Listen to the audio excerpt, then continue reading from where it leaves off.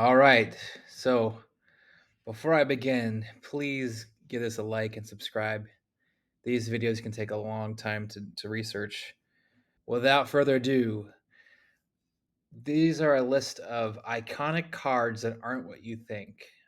There's some images I think you're just used to seeing. It's ingrained in your head if you follow this hobby. But I think you'd be surprised by some of the so-called lies of these cards. Starting with the 1956 Topps Mickey Mantle card. I mean, this is up there for Mantle's most iconic Topps card. I think maybe 1952 Topps would be, well, it definitely would be number one. This would probably be number two. So many people love this card. It has this great portrait of Mickey Mantle smiling, and then it has in the background him leaping and catching um, a ball, stealing it from being a home run. However, this catch never really happened.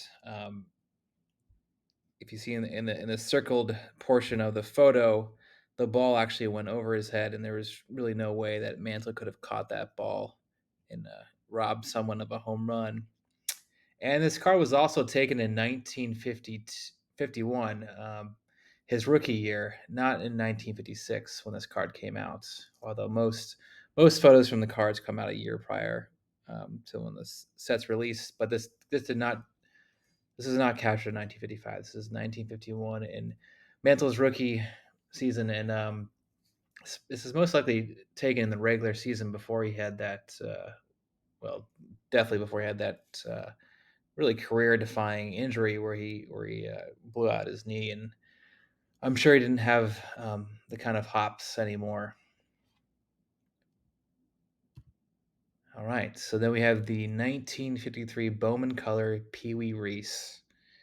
The 1953 Bowman Color set was one of the first colored photography baseball sets, as you can see on the left and the rights with the Stan Musial and Mickey Mantle. And these were all taken in the 1952 season and during the spring training leading up to 1953. And most were taken at Yankee Stadium or the Polo Grounds. But this iconic card was actually taken in 1946, not 1942, and it was taken in City Island Park in Daytona during spring training. And on top of that, this card was not photographed in color photography. This is actually a black and white photo that was later colored in. And this iconic image had a life in the public eye well before 1943. It showed up in magazines in the 40s and 50s, as you can see on the right photo. Granted, these magazine shots are a slightly different angle. It's not identical to the 53 Bowman Pee Reese image, but it's clearly taken from the same photo shoot. Um, and this card's also really famous for being what's considered to be one of the first real action shots on a baseball card. However, it's actually a staged photo. The photo was taken by David Peskin, who was known for taking stage sports photos, capturing athletes in motion, uh, like these like these magazine shots on the right. Uh, so if you look at the photo of the base runner, it's clear he was just told by David Peskin, the photographer, just to lay down. It's not. It's clearly not a an actual slide. So um, I guess in conclusion, this is not a true color photography photo card like the rest of the 1953 Bowman color sets. It's not an actual action shot as it was a staged um, photograph where the photographer told Pee Wee Reese to leap up in the air, and it was not taken in 1952 like the rest of the set. It was taken in 1946. To put that in perspective, Jackie Robinson hadn't even joined the Dodgers yet. And of course, he would join the Dodgers a year later in 1947. But the set's in 1953, so still a great card. But there's just a lot of hidden things about this card that you wouldn't really realize until some further research. Then we got the 1989 Upper Deck Ken Griffey Jr. This is extremely iconic card in the hobby, and Upper Deck took a lot of risks because Griffey was a unproven prospect. Granted, he was a highly touted prospect, but they took a gamble at making him the first card in the sets. But because he was only a prospect at the card time, he hadn't even been called up by the Mariners, so they didn't have any um, photos of him in a Mariners uniform. But they did have a photo of him in the San Bernardino minor league uniform, and so they had to Photoshop the hat of the original Polaroid because it had a dark navy blue, as you can see on the right, and the S was white and not yellow, and there was a red star. So they did change that to blue and make it a yellow S. But if you look close enough, if you have an 89 Upper Deck King of Junior card in hand, I don't think all of them, but a lot of them do. If you look hard enough in that the blue cap, you can see some of the red peeking through of the star. And this original Polaroid sold for nearly $14,000 in 2018. All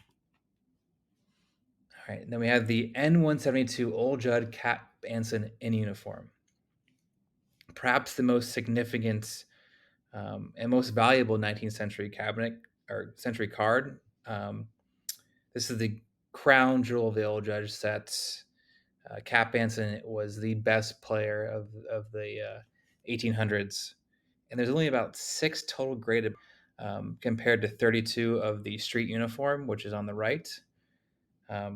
So it's an extremely rare card, this in uniform variation of Cap Anson. The last one that sold was in 2001, and it sold for $66,000, and that was in 2001. So you have to think if this card ever surfaced again, one of these cards ever surfaced again, it would probably reach close to $1 million. And it's kind of mind boggling to me that one of these cards haven't been resold since 2001. I mean, the hobbies just exploded. Card prices have exploded. I'm surprised that none of these have popped up at an auction house. But why this card is not what it seems is because this photo of Anson is actually a composite. Very old school Photoshop. The image was taken from a Chicago team photo, and since Anson's body was partially obscured, as you can see in that photo, someone from the Goodwin company, and Goodwin was the company that made Old Judge cards, decided to um, superimpose Anson's head on top of his teammates. So you have his teammate's torso and Anson's head on top, which really makes you wonder if this is the reason that this card was so short printed. Maybe Anson caught wind that this wasn't his body on his head, and he told the Goodwin company to stop making it because it's rather odd that Anson only has 2 cards in the set, and one is a very short printed variation, this in uniform variation, whereas other Hall of Famers have like 5 to even 12 different poses. But Cap Anson was the biggest player at the time, and yet he only has 2 cards in the set, which is pretty strange to me. Which makes me think that he told Old Judge to stop making cards of him, at least, especially of this in uniform card. So it has that kind of same mystique as the T26 Honus Wagner card that we don't really know why each uh, why the Wagner card and why this card was short printed, but I think there was clearly some dispute that Anson had with the Goodwin company. And all credit to Jay Miller and the rest of the publishers of the Old Judge book, which I highly recommend getting your hands on. They're the ones that dug up this image. All right. So, in conclusion, thoughts. What are some other cards that aren't what you think? Another one is the 1956-57 Topps Hank Aaron card. Pitchers him batting left-handed, but as we know, Hank Aaron pitched or hit right-handed, so it was a reverse negative, and it was never corrected. Rather odd that Topps didn't notice this. So that's it. Please like and subscribe. Later.